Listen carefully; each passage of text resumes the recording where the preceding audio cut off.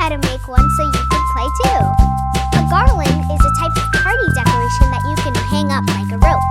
To make a snowman garland, you'll need some paper plates. This is going to be our face. First, we have to punch holes into it.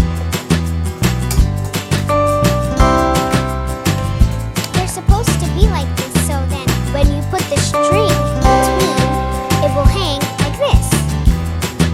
Next, we're going to make the snowman's face. You can use markers, pipe cleaners, pom-poms, googly eyes, and cut up paper. I'm going to start with the eyes.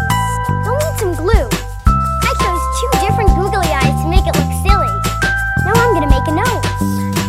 I'm going to use orange to make the nose look like a carrot. Now I'm going to give him a smiley face. I'm going to use crayon for my smile. I'm going to use a pipe cleaner and some pom-poms to make earmuffs.